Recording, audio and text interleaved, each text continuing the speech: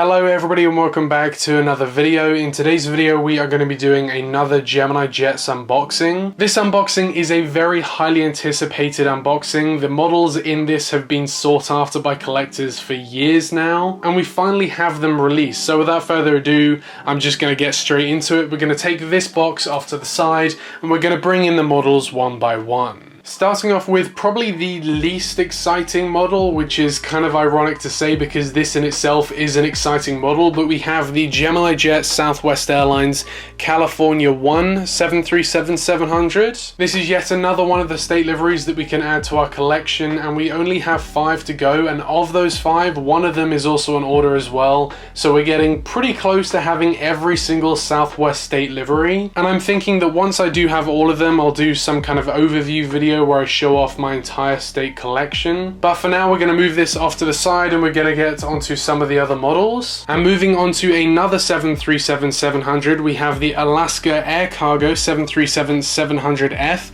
Alaska Air Cargo are the only operators of the 737-700F in the world. This is a really cool aircraft and I've wanted this to be released for a very long time now. I do of course have the old Alaska Air Cargo aircraft. Now before Alaska had the 737-700s, they use the 737-400s, and I do have a Gemini Jets model of the Alaska Air Cargo 737-400, so it's going to be really cool to have this next to that aircraft. But moving on from that to a regional jet, we have the Delta Connection CRJ 700. Now I have yet to get the Delta CRJ 900. I did order it, but at this point I don't think sadly it's going to arrive, so I've actually been without any new Delta Connection aircraft for quite a while now. So I'm pretty excited to have this joining the collection. And then after that we have another 2 regional jets. We have 2 of the Gemini Jets American Eagle ERJ 145s. These are going to come into handy when of course doing the Reagan updates.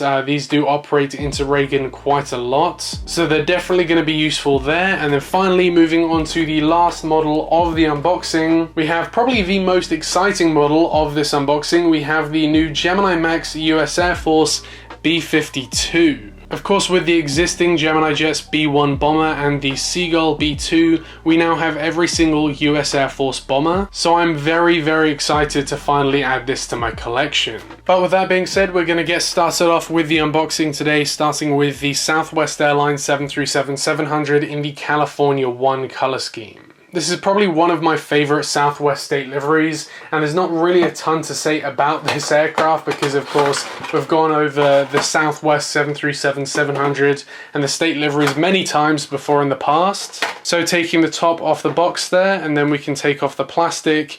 Here we have the model in perfect condition. Of course, like all the other state liveries, this aircraft represents the hubs that Southwest have in the state of California. And so because of that, the hull or the fuselage and engines of the aircraft are painted in a way that represents the California flag. Now the California flag in itself, I don't think is that interesting. It's pretty basic, but Southwest have done a pretty good job at making this aircraft not a boring livery. As you can see, starting off at the front of the aircraft, we have the nose of the plane here, we have the cockpit windows, then we have the name, which is California 1 there. We have the forward landing gear, the L1 door with this red star there, and then moving to the middle of the aircraft, we have of course the main feature of the California flag, which is that bear. We have the grass underneath the bear there, and then moving to the rear of the aircraft, we of course have the red at the back here as well, and then we have the Southwest tail with the Southwest colors and the Southwest titles. This design is absolutely beautiful. This is definitely one of the top tier state liveries. This is definitely up there along with Illinois 1, Florida 1, and Lone Star 1. But of course my favorite is still yet to come. We do have that on order. We have Maryland 1 on order. And of course the Maryland 1 livery is of course the livery that represents Baltimore. The way that these state liveries work is Southwest don't have a state livery for every state in America. They have the state liveries for every state where Southwest have a hub. So the reason why Southwest have a California livery is because of its various hubs in California,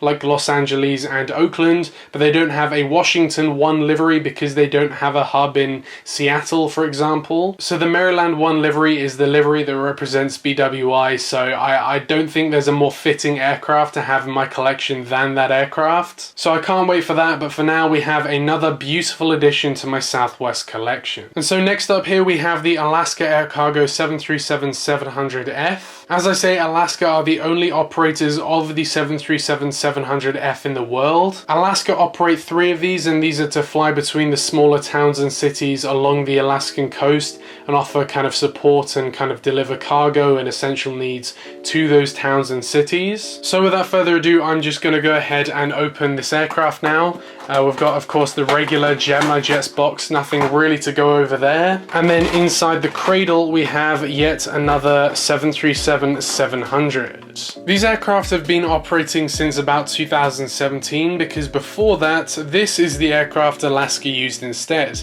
This is the 737-400F. Alaska used these in the exact same way that they're using the 737-700s now. This is just a direct replacement of the 737-400. As you can see, one notable feature is the livery change. Of course, the 737-400s were painted in the Alaska old livery, and now the 737-700s are painted in the new livery. And so with that, we're going to take the 737-400 off to the side, and we're going to pay close attention to this 737-700F. So taking a closer look at this model now, you can see here at the front we've got the nose of the aircraft, we've got the cockpit windows, the forward landing gear, the L1 door there, then we've got the main cargo door used on this aircraft.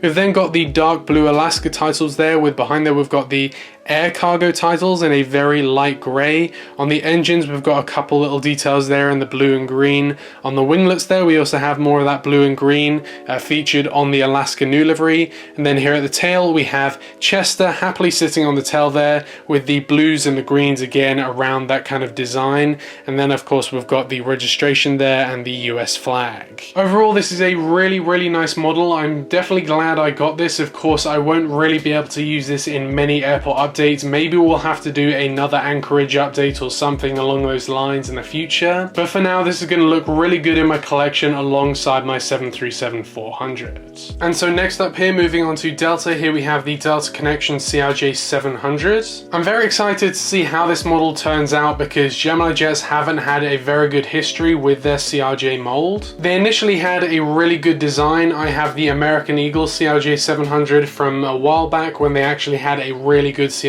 mold. They then downgraded their mold, which is weird with Gemini Jets. That's kind of their biggest issue, is that they downgrade molds. They then downgraded it to a weird one where they have the landing gear really close together. In fact, the last time we had a Delta CRJ 700, it was on that bad mold, which is the reason why I never went for that one. But then with the United Express CRJ 550s, they then went back to that very good mold. So I'm hoping, fingers crossed, that this is that same mold as the new United CRJ 550s. And so inside here you can see we've got the cradle there, taking the top off of there and the plastic as well. We have the model with good landing gear. Okay, that is good. The forward landing gear is a little bit bent, but I'm sure that's just a shipping issue rather than an issue with the mold itself. And yeah, so all in all, that looks like a pretty decent model. And here we go. Now, for the life of me, I still cannot read on the front of that aircraft whether this is a SkyWest or Endeavour CRJ 700.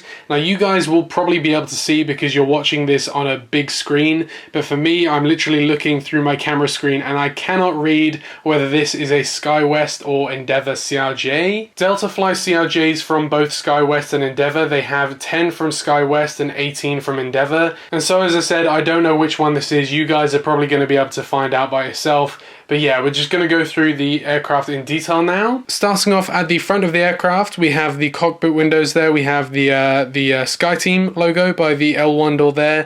We have the actual L1 door there. We have the Delta titles there. We have the connection titles underneath the windows there.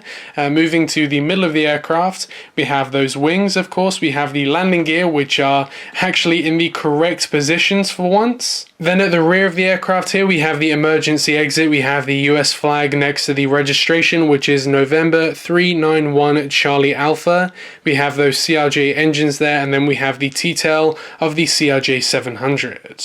Overall, there's nothing really in particular to note. It's just a really nice model, so well done Gemini Jets. And with that, we're going to move this off to the side and we're going to get onto the next two models. And so next up, we have two of the American Eagle ERJ 145s. Now at the moment, I don't have any ERJ 145s in my collection. I have had an ERJ-145 in my collection at one point. I had the United Express ERJ-145. Now foolishly I traded that years ago for another aircraft. I can't remember exactly which aircraft, but now we're reintroducing the ERJ-145 into my collection. And hopefully these won't be the last. Hopefully we will get the United Express ERJ-145 released soon. We have yet to have an ERJ-145 with winglets released. So I just really want the United Express ERJ-145 to be released. And as well, while we're here, I do also want the Loganair ERJ-145 to be released as well. But apart from that, we're going to take one off to the side for now, and we're going to open this one. We're going to check that they're both not broken,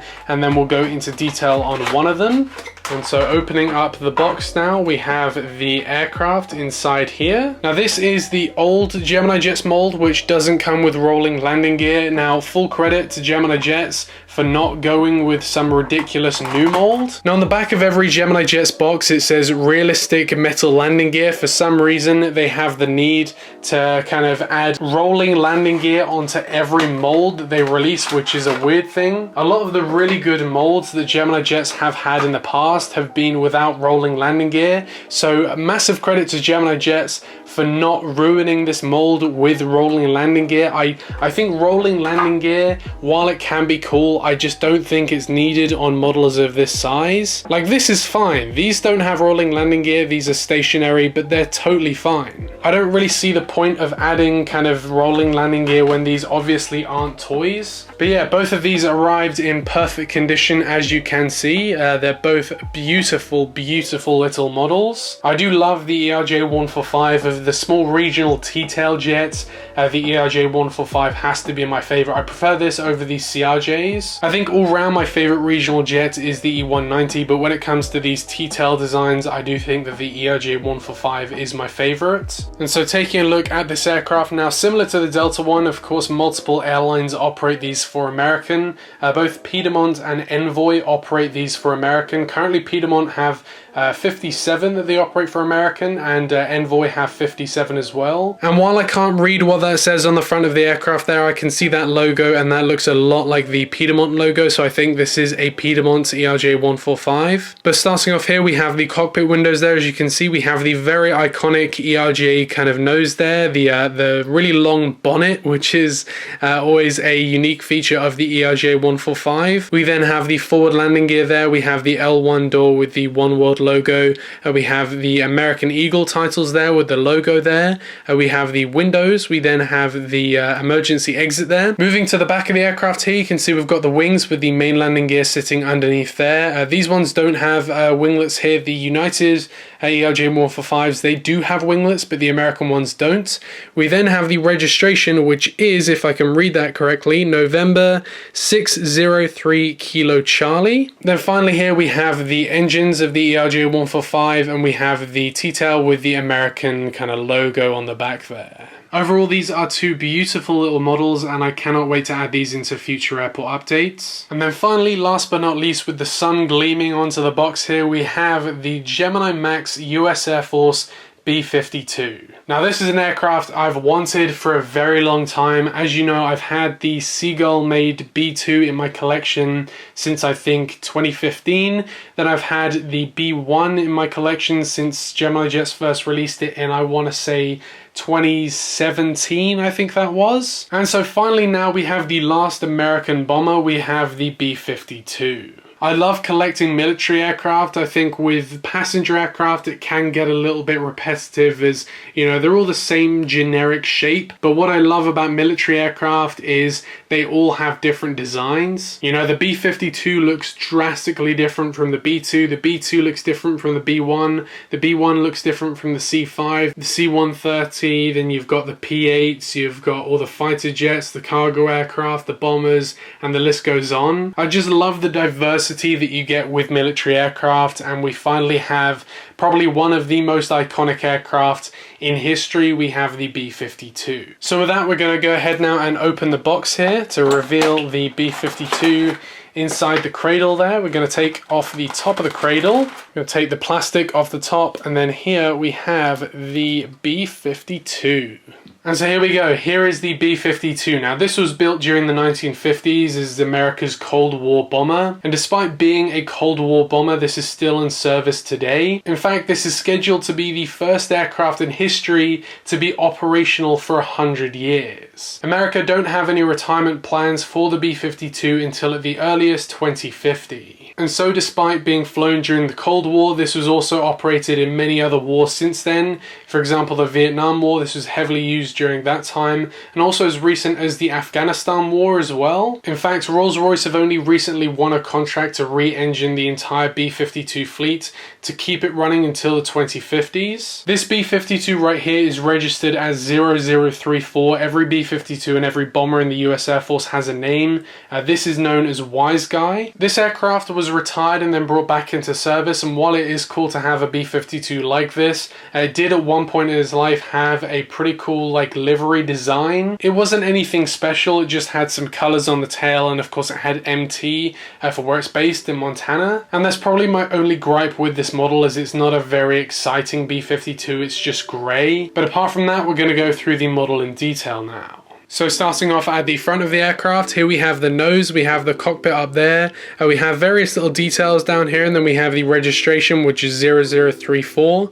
We have multiple little markings down there and everything. We have the landing lights there, as you can see. We've then behind the engine there got the forward landing gear. Now the landing gear on the B-52 is not the typical tricycle landing gear. There's 4 landing gears on this aircraft, and that's if you're not including the outward landing gear on the wings. Because if we move back to the middle of the aircraft here, you can see those wheels on the outward side of the wings there, and then we've got some drop tanks, and we've got the engines there as well, the 8 engines sitting on the B-52. And then here at the back of the aircraft we have those rear landing gears, we have the US Air Force logo there, and then of course we have the tail with nothing on the tail. It's just a grey tail, which is probably my biggest gripe with this model. So overall this is a really cool model. I just wish that Gemini Jets would have picked a better livery to display on a B-52, but I am hoping that Gemini Jets do release other B-52s in the future with various different liveries. And so with that concludes the B-52 and of course this unboxing. And so yeah, just like that concludes this unboxing. A really nice unboxing. Gemini Jets are definitely stepping up their game. All of these models arrived in perfect condition, and I don't really have anything to complain about with the molds. And so with that, I want to thank you very much for watching today's unboxing, and I will see you in the next one.